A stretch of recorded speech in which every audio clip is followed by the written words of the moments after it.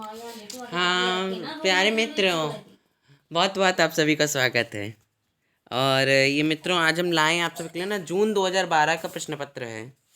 ठीक है, तृतीय प्रश्न पत्र। तब मैंने आपको, जैसे कि जो मित्र हमारे पहले से जुड़े हुए हैं, जैसे एक मित्र हमारे कल जुड़े हैं, उनको हो सकता है ना ये बात पता हो। पहले जो है 3 पेपर होते थे, मैंने आपको पहले बताया, पेपर 1, पेपर 2, पेपर 3। ठीक है, तो पहले तो देखिए, हमने आपको पहले ये चीज़ बताई कि निर्देश जरूर पढ़ना चाहिए, कोई भी प्रश्न पत्र हो, कैसा भी एग्जाम हो, टीजीटी, पीजीटी, जीआईसी, प्रवक्ता। इस प्रश्न पत्र में 75 बहुविकल्पीय प्रश्न हैं, प्रत्येक प्रश्न के 2 अंक निर्धारित हैं। तो पहला प्रश्न, अब आपको जिसने ठीक से पढ़ा होगा वो समझ लेगा। पहला प्रश्न कौन सी इकाई से आया है, किस पर आया है। मेरा मित्र आजकल स्वस्थ नहीं ठीक है।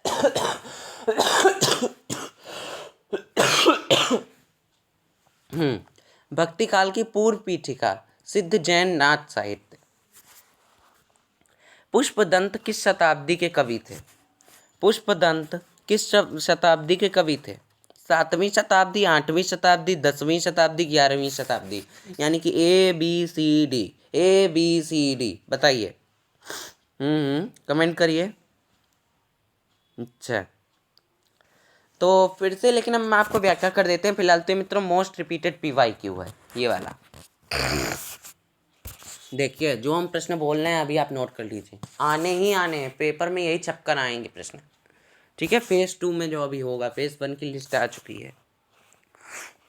अरे हाँ मित्रों, मेरा दिमाग खराब है।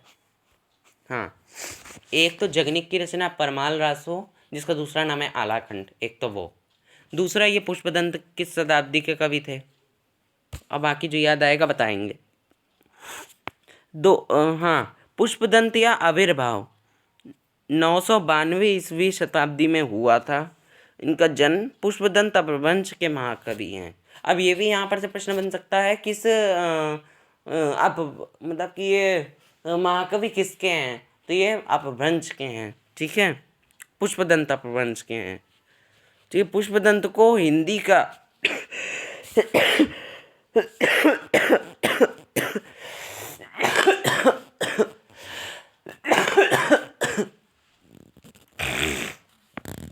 भवभूति कहा जाता है।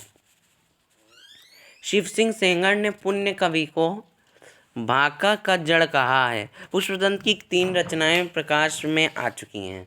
ठीक है, महापुराणा कुल 102 संधियां हैं। जसहरचरित इसमें 4 संधियों में पूरा हुआ, और इसमें नामानुसार यशोधरा का जीवन चरित्र, उनके जन्मांतरों का वर्णन है। ठीक है, इस तरह से आपको ये पूरा अभी नोट करिए। जो भी मित्र हमारे ना नोट्स बनाते चल रहे हैं वो अभी नोट कर लें। और जो भी लोग चैनल पे नए, प्लीज़ सब्सक्राइब जरूर करो। आप लोग सब्सक्राइब नहीं करते हो। साथ ही बेल आइकन को भी प्रेस करो। दोहा कोश किसकी रचना है। दोहा कोश किसकी रचना है। Option number A Vidyadhar, B Sarahapa, C Pushpadant, D शबरपा। तो मित्रों B करेक्ट हो जाएगा, सरहपा। ठीक है, दोहा कोश सरहपा की रचना है।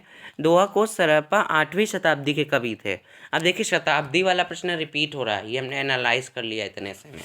तो हमको शताब्दियाँ एक चार्ट बना लेना है, उनके ऊपर शताब्दियाँ नोट करनी है।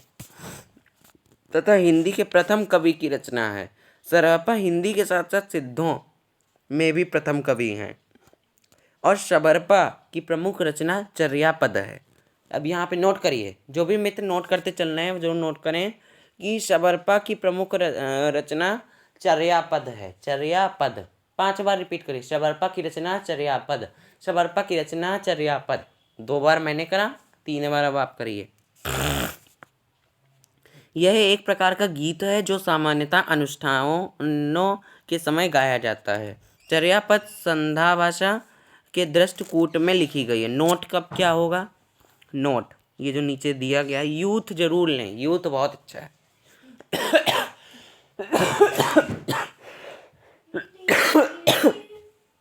नोट कर लीजिएगा, ठीक है, स्क्रीनशॉट लेके। तीसरा प्रश्न है हमारा, हरि रस पिया जानिए, जे कबहू न जाए खुमार, मैमनता घमूत फिरे नाही तन की सार। इन काव्य पंक्तियों के कवि हैं। कौन है बताइए, एक बार रिपीट कर दूं। हरि रस पिया जानिए, जे कबहू ना जाए खुमार, मैं मनता गमूत फिरे, ना ही तन की सार। कौन है बताइए, कमेंट करिए, जिनको अभी ठीक से पता है वो लोग जरूर कमेंट करें। सूरदास, कबीरदास, सी है हमारा रसखान, डी नंददास। बताइए, फिलहाल तो इसके बी ऑप्शन करेक्ट हो जाएगा, कबीरदास। ठीक है, अब बता भी देते हैं, जो चार्ट है ना एक्सप्लेन कर दें एक बार, कर देते हैं। अच्छा, पंक्ति ये जो हरी रस पिया वाली तो कबीरदास जी की बता ही दिया है। अब ये जो दूसरी बची है रस खान की देख लेते हैं कौन सी है।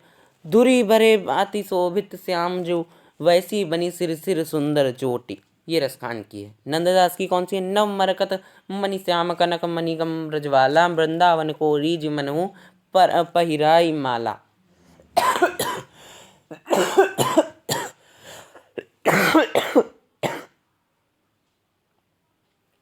सूरदास जी की सुन लेते हैं, सूरदास जी की सुन लेते हैं। मेरे नैन विरह की बेल भई, सिंचन नैन नीर के, सजनी मोल पतार गई। ठीक, नोट कर लीजिए, स्क्रीन पे आप सभी को चार्ट तो दिख ही रहा है, नोट करिए।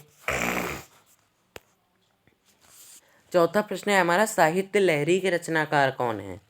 ये मित्रों सभी को पता होना चाहिए, सभी को ये वाला प्रश्न पता होना चाहिए। जिसको ये नहीं पता उसे मैं तो ऐसे समझूं जैसे हिंदी साहित्य से कुछ नहीं आता। सही बात बता रहे हैं, उसे कुछ नहीं आता जाता है, वो फेल हो जाएगा, निश्चित फेल। मित्रों तुलसीदास जी की है, सूरदास जी की है, कृष्णदास की है, सुंदरदास की है। तो मित्रों ये सूरदास जी की है। वैसे मित्रों मजाक कर रहे थे, ऐसा हमारे मित्र में देखिए ऐसा कोई भी नहीं है जो इतना बुद्धू होगा इस परीक्षा में। मुझे नहीं लगता इस परीक्षा में कोई बैठने वाला इतना बुद्धू आता होगा। ये तो हम मानते हैं, नहीं निकलना और क्वालिफाई ना होना ये अलग बात है, लेकिन इसमें बुद्धू हम कह दें किसी को तो ऐसा कुछ नहीं। मित्रों आज मेरा स्वास्थ्य बिल्कुल नहीं ठीक है, तब भी समझ लीजिए हम आपको पढ़ा रहे हैं।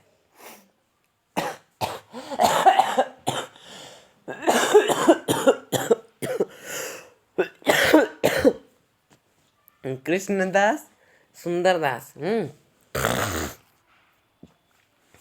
आज मित्रों हमारा कफ बहुत आ रहा है, फिर भी लेकिन पढ़ाएंगे, चलिए काम तो अपना करना ही है। सूरसागर, सूरसागर में क्या है। सूरसागर भागवत महापुराण के दशम स्कंद का उपजीव्य है। और जबकि सूरसारावली, सूरसारावली की रचना संसार को होली का रूपक मानकर की गई है। साहित्य लहरी, साहित्य लहरी में अलंकार और नायिका भेदों के उदाहरण प्रस्तुत करने वाले 118 दृष्टिकूट पद हैं। कितने पद हैं। 118। इसके ऊपर प्रश्न बना है। ये प्रश्न मित्रों 2008 में जहाँ तक बना है, 7 या 8 में। ठीक है, और अष्टचाप की स्थापना किसने की। ये भी बड़ा आसान प्रश्न है, बता दीजिए जल्दी, सुन रहे हैं।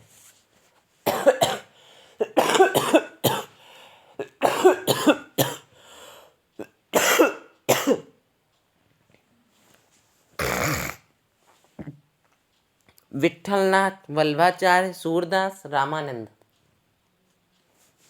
तो मित्रों विठलनाथ ने की, ए करेक्ट हो जाए। अष्टचाप यानी कि की स्थापना गोसाई विठलनाथ ने 1565 में किया था। अब ये भी प्रश्न बन सकता है अष्टचाप की स्थापना किस सन में हुई, तो यानी कि 1565 में। विठलनाथ वल्लभाचार्य के शिष्य हैं। अष्टचाप 8 कवियों से मिलकर बना है। अष्टछाप का मतलब समझे आप यहाँ पे। अष्ट का मतलब 8 होता है, जिन्होंने संस्कृत अच्छे से पढ़ी होगी, हिंदी अच्छे से पढ़ी होगी, उनको पता होगा अष्टछाप मतलब कि 8 कवि, जिसमें 4 शिष्य विठलनाथ के तथा 4 कवि वल्लभाचार्य जी के हैं। ठीक है, और ये आपको चार्ट बना लेना है, जीवन शैली से रिलेटेड है आप सभी का।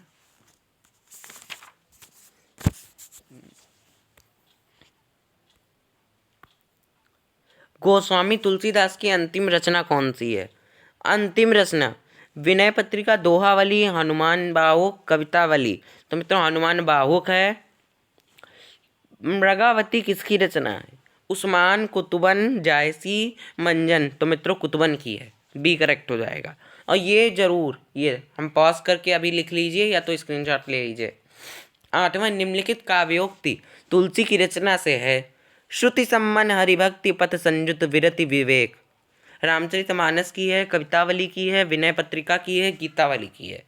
तो मित्रों रामचरितमानस की है, ए करेक्ट हो जाएगा। और ये जो चार्ट है नहीं बनाइए, अभी बनाइए, अभी लिख लीजिए, कॉपी पेन उठाइए, अभी लिखिए।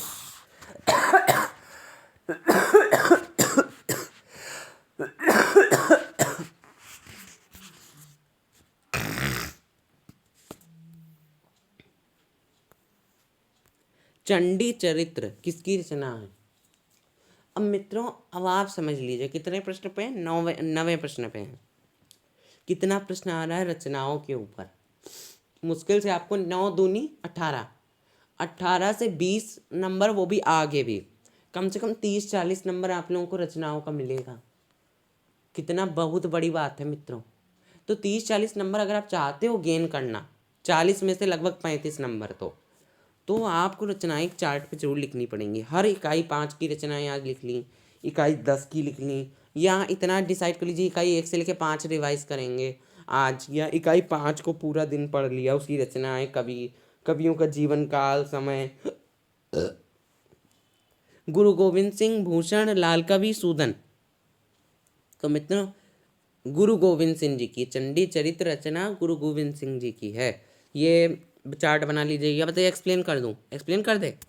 चंडी चरित्र गुरु गोविंद सिंह, शिवा बावनी भूषण, छत्र प्रकाश लाला कवि, सूजन चरित सूदन।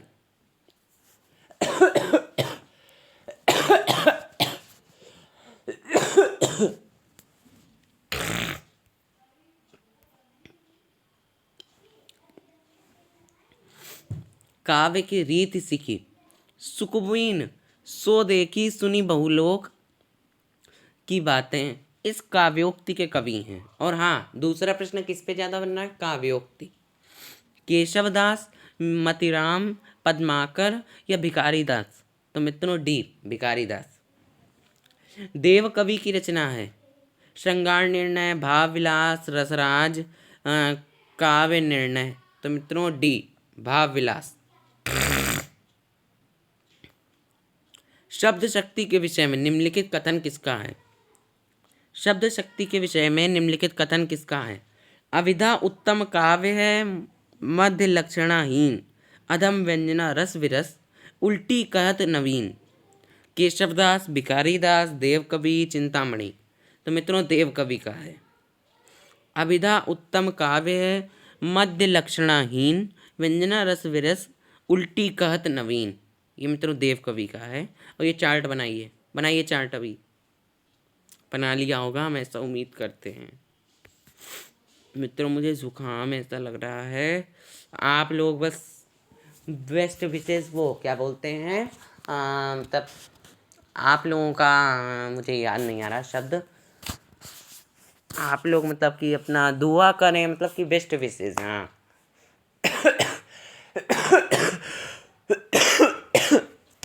भगवान ने चाहा तो जल्दी ठीक होंगे। निम्नलिखित में से कौन सा मतिराम का ग्रंथ नहीं है? निम्नलिखित में से कौन सा मतिराम का ग्रंथ नहीं है? रसराज, रसविलास, ललित ललाम, छंदसार। रसराज, रसविलास, ललित ललाम, छंदसार।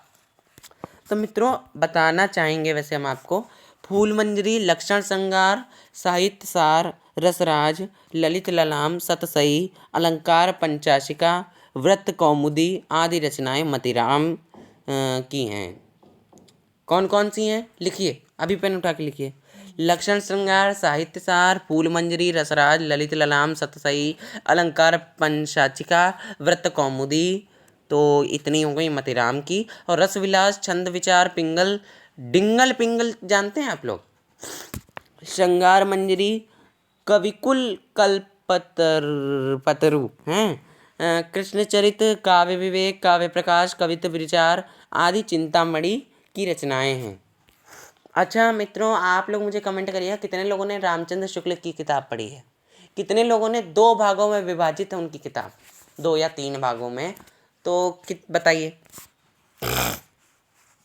देखिए रामचंद्र शुक्ल की किताब से मैंने जितना एनालाइज किया है 6 प्रश्न आ जाता है। 6 प्रश्न लगभग बनते हैं शुक्ल की किताब से।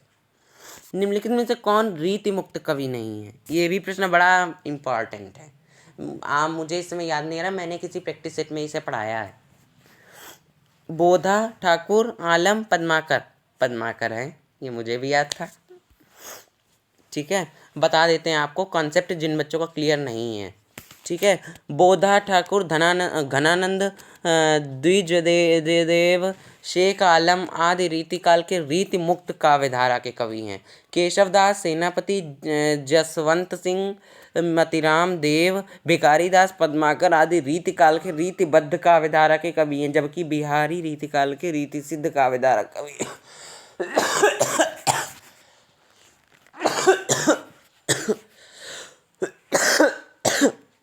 याद आ गया मुझे, इसके ऊपर मित्रों ना मिलान वाला प्रश्न आया था। 16 मिनट का हो गया मित्रों वीडियो। एक प्रश्न और करते हैं मॉक। 15वां प्रश्न है हमारा, ज्यों ज्यों बसे जात दूरी दूरी प्रिय प्राण मूरी, त्यों त्यों धसे जात मन मुकुर हमारे मैं। भ्रमर गीत प्रसंग से संबंधित उपयुक्त पंक्तियों के कवि हैं। सूरदास, नंददास, सत्यनारायण कविरत्न, जगन्नाथ दास रत्नाकर। तो मित्रों जगन्नाथ दास रत्नाकर हैं। और सुनिए, बहुत से मित्रों का कमेंट आ रहा है, सुनवाई ये हो रही है कि क्या कहते हैं उनसे अर्थ नहीं निकल रहा है। भाई अर्थ ना निकलना, आप इसका मतलब समझ रहे हैं? आप साहित्य के अगर विद्यार्थी हैं, समझ रहे हैं बात को? जो भी मित्र हमारे, ठीक है, साहित्य के विद्यार्थी हैं तो आप लोगों को अर्थ निकालना तो आना चाहिए। साहित्य का आनंद जो होता है ना वो पता होना चाहिए। और मित्रों आज के लिए इतना ही इम्पोर्टेंट, इतना ही था। और तब तक के लिए मिलते हैं एक नई वीडियो में। और बाय बाय। जो भी लोग चैनल पे नए, जो चैनल को सब्सक्राइब कर दीजिए। Bye bye.